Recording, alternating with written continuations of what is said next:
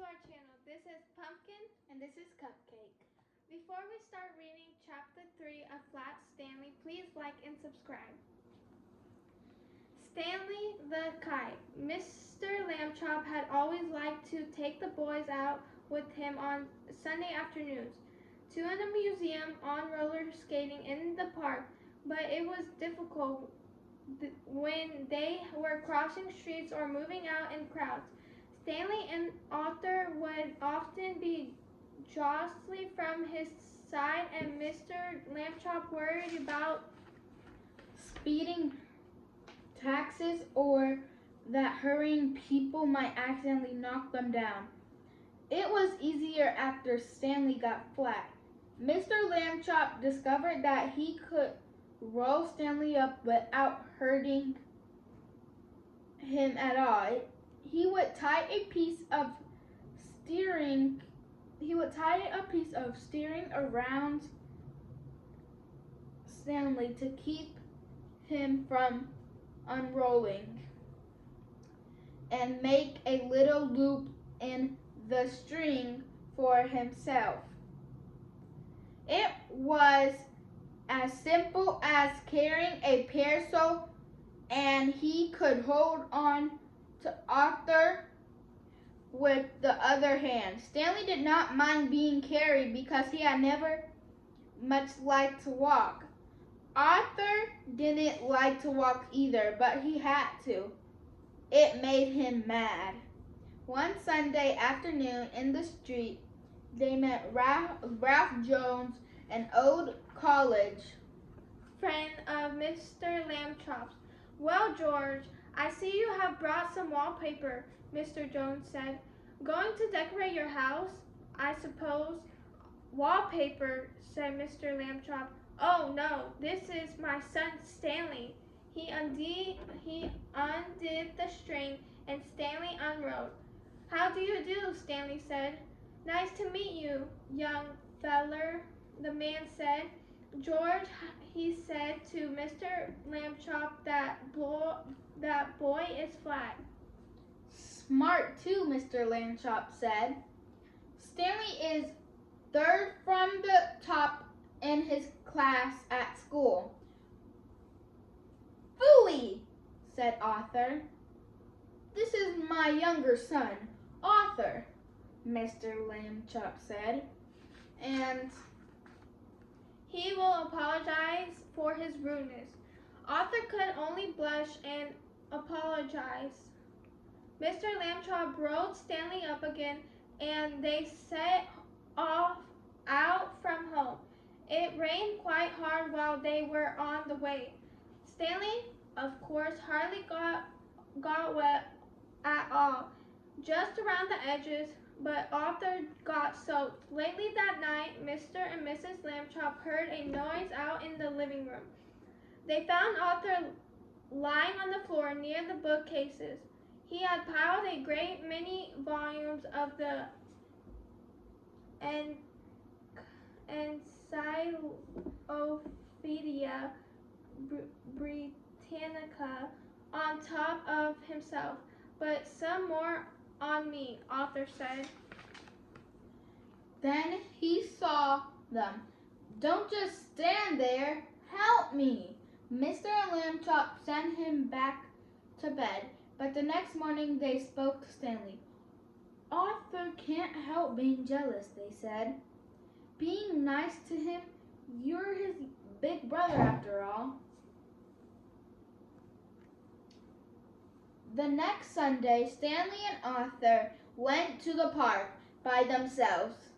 The day was sunny, but windy too, and many older boys were flying beautiful, enormous kites with long tails made in all the colors of the rainbow. Arthur sighed. "Someday," he said, "I will have a big kite, and I will win a kite flying contest and be famous like..."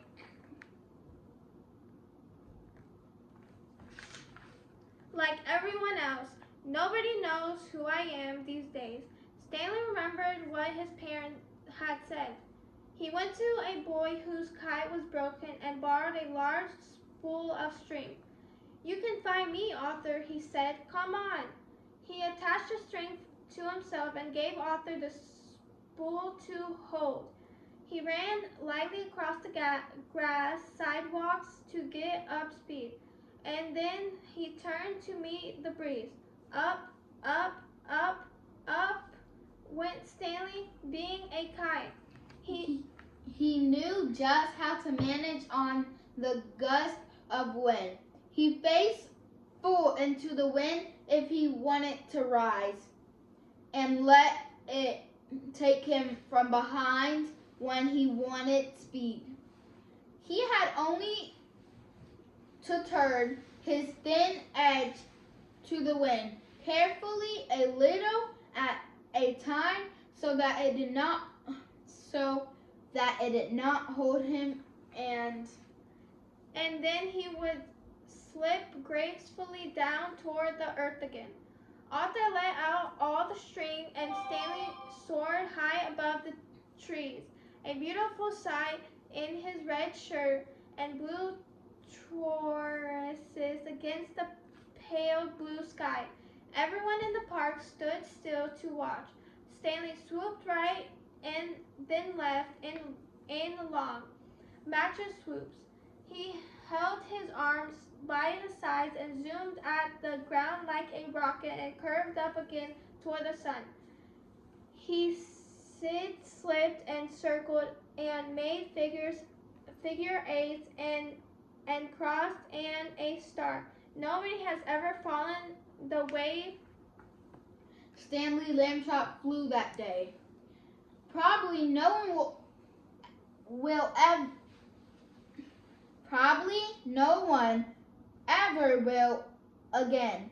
After a while, of course, people grew tired of watching, and Arthur got tired of running about with the empty spool. Stanley went right on, though, showing off. 3 boys came up to Arthur and invited him to join them for a hot dog and some soda pop. Arthur left the spool wedged in the fork of a tree.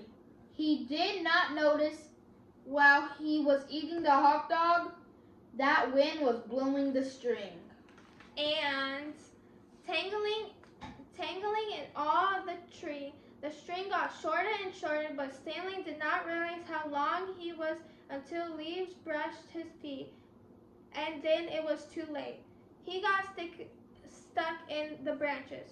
15 minutes passed before Arthur and the other boys heard his cries and climbed up to set him free. Stanley would not speak to his brother that evening and at bedtime. Even though Arthur had apologized, he was still cross. Alone with Mr. Lambchop in the living room, Mrs. Lambchop sighed and shook her head. You're at this office all day having fun, she said. You don't realize what I go through with the boys. You're very difficult. Kids are like that, Mr. Lambchop said. Phrases, be patient, dear.